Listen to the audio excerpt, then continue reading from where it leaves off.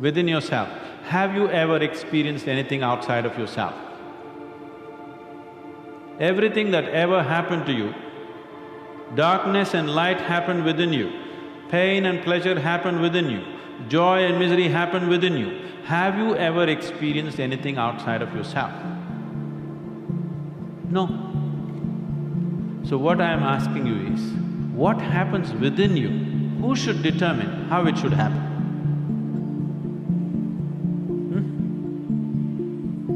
What happens within you? Who should determine how this should happen? Somebody else? Definitely you should determine what should happen within this, isn't it? So if you determine what's happening within this, your whole experience of life will be determined by you, nobody else but you, isn't it? The first thing they should do is understand why we have goals. Not just to set a goal, because most people don't set goals right. They're operating with a limited level of consciousness, so they're thinking, could get a little more money, and if I could get him to help me and her to help me and this happened, then I could do this. Maybe this is get a new car. What we've got to understand is we're trading our life for our goals. Literally trading our life. Would you trade your life for a car or a house? I don't think so. So it's got to be something really meaningful. And we're not taught to think this way. We should sit down and don't give any thought to where the money's going to come from, where the help's going to come from. It's what do you really want? To go and follow that, go and live that purpose.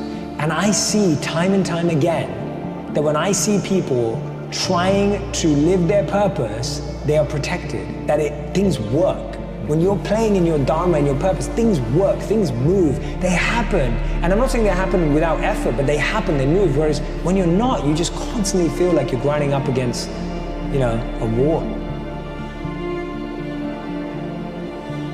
How important is it to you to grow? Because you were put on earth to grow, to contribute, to serve, to help. You were in your way.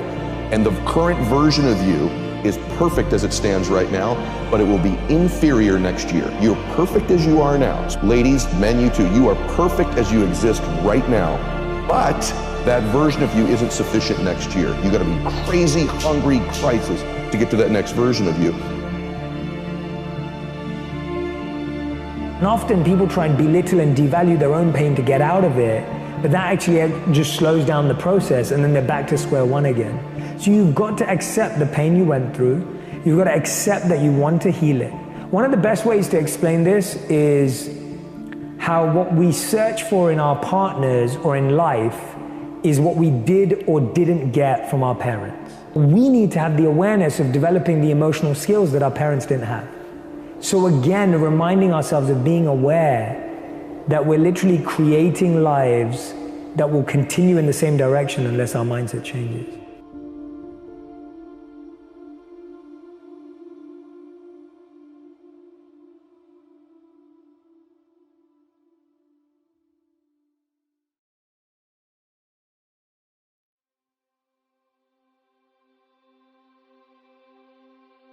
Start breaking it down. Start breaking it down. And most of us, we live in a box. And we don't want to go outside that box at all, ever. Outside that box is all these possibilities of life. But what we do is we shackle our mind. We are a prisoner in our own mind that this is all I can do. This is all I'm good at. And we take away the possibilities of you could be this, you could be that, you could be all these things. There'd be nothing. So what people understand is that they live for themselves, not knowing that you have the power within yourself to change millions of lives by facing life. My biggest fear in life is if there is a final resting place in this world, and there's a final judgment, and you talk to something much bigger than you. I don't want to sit down and have a conversation with someone, with something that says, you're in heaven, this is what you should have been on earth. And are you really in heaven now, or are you in hell? Thinking about how much I left on the table for fear, for not willing to go over the wall and over the next wall and over the next wall. So in my mind, I believe that. And God knows all. At least I believe that. That's how I live my life. I now know that there is no cap on the human mind. There's no cap. We cap it ourselves.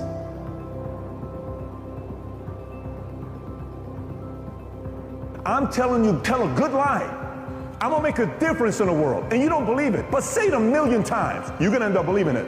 I'm meant to do something special in my life. There's no way in the world God put me on this planet to just be a regular guy. No way. The blood in here is boiling. I want to do something big with my life. This guy was put on this planet to make a difference. Say it over and over and over and over and over and over again. Convince everybody in the world. The entire time you're just trying to convince one person, and that is you.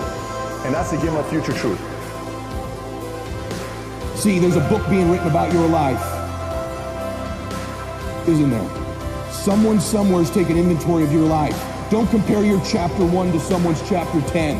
You write your own book. And at any moment in your life, you can decide that you want to make this the new chapter. You're literally in your life, you can turn the page. And those previous chapters are your old book. It's like Old Testament, New Testament. Old story, new story. They're connected, they're related, but you can flip the page and you can have a whole new story. If you decide right now, I am literally turning, my breakthrough is I turn the page, and in this second, I start to write the best chapters of my life. You could decide to do that.